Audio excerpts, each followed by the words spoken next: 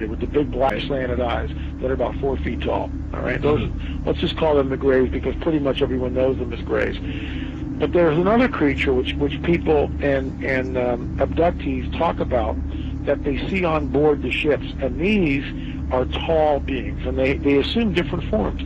Sometimes they can appear as reptilian, other times they can appear as insectoid, other times they can appear as Nordic. In other words, in my opinion, they're shapeshifters. Now, why would I say that? What backs it up? There's a scripture, once again, from our spiritual handbook, which says that basically fallen angels can appear as angels of light if they so choose. Okay. They can appear as angels of light if they so choose. That's a shapeshifter, but it shapeshifts. It can appear as whatever it wants to appear. Insectoid, reptilian. Who knows what the thing really looks like? In my opinion, it's probably a reptilian. Apparently there was some sort of a confrontation, there was some sort of a war between these beings, sides were drawn up, and we're kind of like, we're almost like cannon fodder in a way. It's unseen war, which is happening in another dimension all around us that we don't see.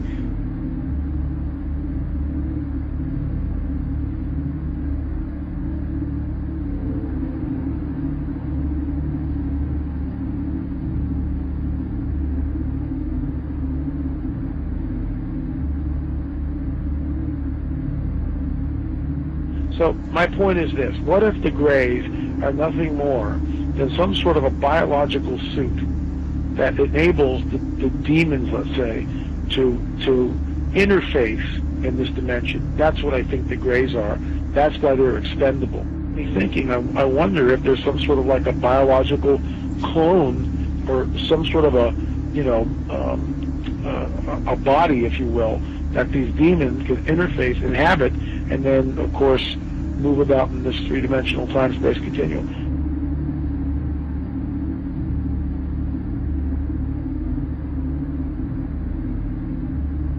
When you go back and you read the Book of Enoch, which, by the way, is found on the Dead Sea Scrolls, it amplifies the mischief that these fallen angels got into in and around the time of Genesis 6, which is why it was a global flood, because the Nephilim were on the earth, and these guys were all over the earth, and some of these skeletons that have been unearthed, specifically in Turkey, were over 30 feet tall. As we pushed west in Ohio and different places, they found mounds, and they would do primitive archaeological digs. And this is documented. I'm not making this stuff up. They found skeletons, oftentimes that reached over 9 feet in length, with 6 fingers, 6 toes, and red hair. Now, one of the great mysteries of the West is what happened to these giants. There was nearly 60 skeletons brought out of this cave, but today they're nowhere to be found. Is it that there is some kind of archaeological cover-up that has occurred here?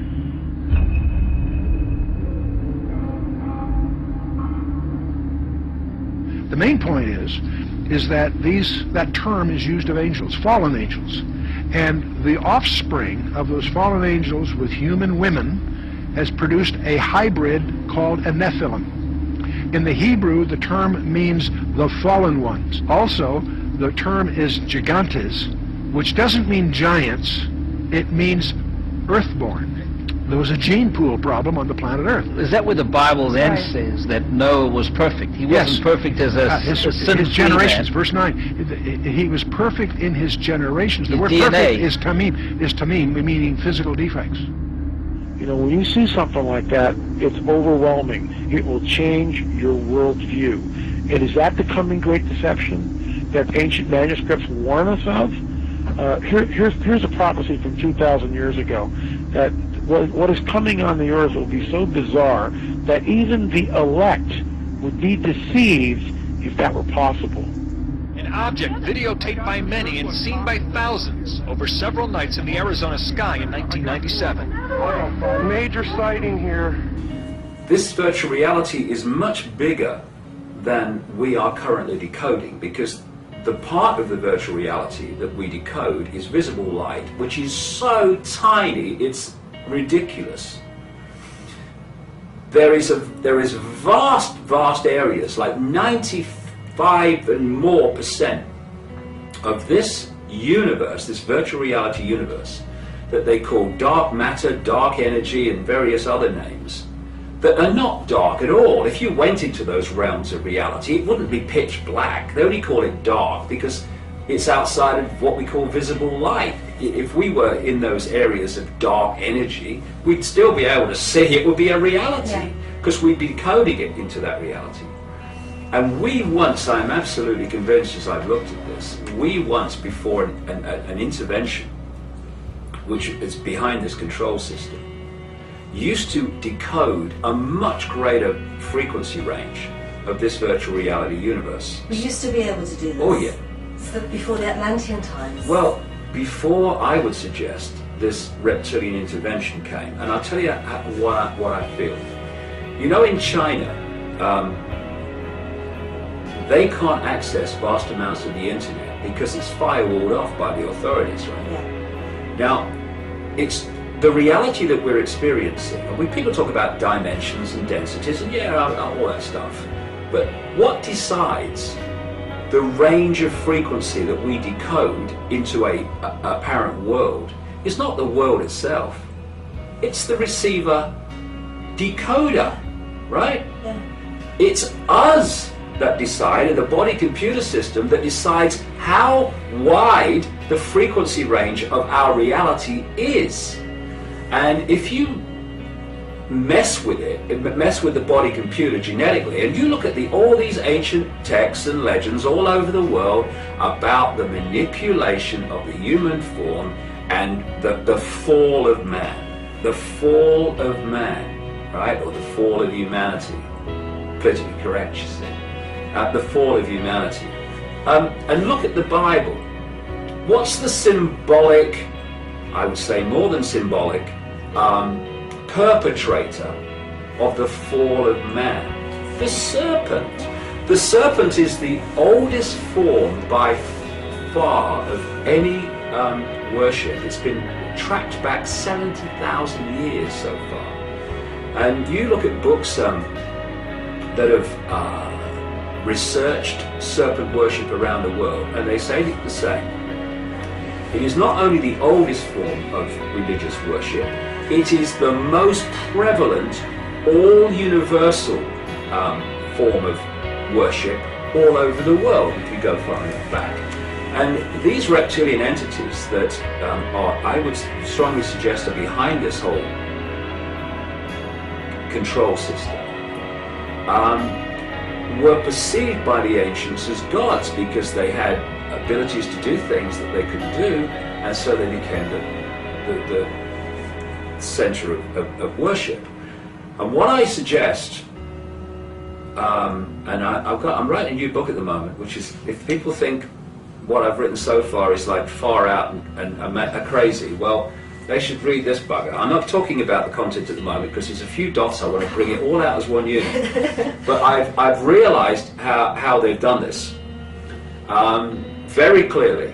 What they've done is hacked in to the virtual reality universe, which includes all the dark matter and dark energy and all of the universe, and they have isolated us into a tiny fraction of that virtual reality universe.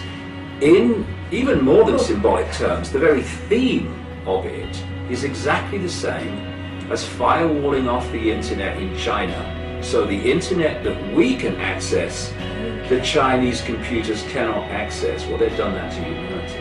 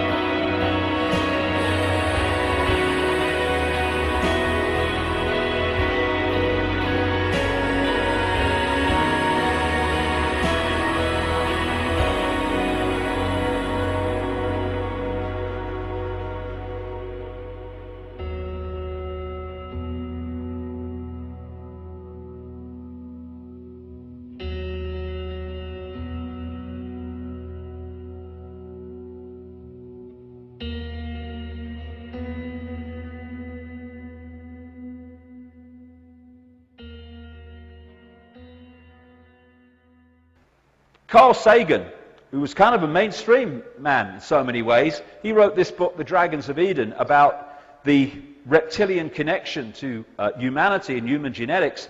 And he says in there, was the effect to understand the human's reptilian characteristics is to understand so much about human behavior. Quite right. It's in the DNA, the hard drive, which has been put in there. Now, one of the hardest things that people have to understand, and I completely appreciate it, is this idea of shapeshifting. Now, it's an ancient thing in terms of accounts all over the world. Not just shapeshifting between human and reptilian, but shapeshifting between human and many different forms, animal forms, etc. And people perceive it, because we're so locked into this reality is real, as like a physical, solid human body transforming into a solid reptilian body and then back again. Because I've spoken to people all over the world, in vast numbers now, who have seen this phenomenon of seeing someone, a human, suddenly transform into a reptilian figure and then come back again. And the ancient accounts talk about the same thing. And people think, hey, it's impossible, mate. How could a body change into another body? I mean, the person would die, wouldn't they? Well, that's not what's happening. As we talked about in the first half, the only place that the physical reptilian form and the physical human form exist is in here, when their energetic form is decoded into a holographic, apparently physical form. So when something's shape-shifting, it shifts in the decoding mechanism by which we decode different energy fields. It's literally like changing a television channel. You've got the human field, which is obscuring the reptilian field, because they hide behind the human field, so we don't know what the hell's going on. And if I'm observing the human field, that's the prime field that I'm decoding, I will see a human. But if this becomes the prime field, suddenly, for whatever reason, I'm now decoding the reptilian field, the reptilian energy field. What is happening in my decoding system in my mind is I'm seeing a human physical form, reptilian physical form, human physical. Did you see that? The bloke's just changed into a bloody lizard. So it's in the decoding that shapeshifting takes place. Because there is no physical form out there. It's in here. That's where it all goes on. And this movement of energy fields is where we get confused, and it's where the decoding mechanism makes us think that very strange things are going on.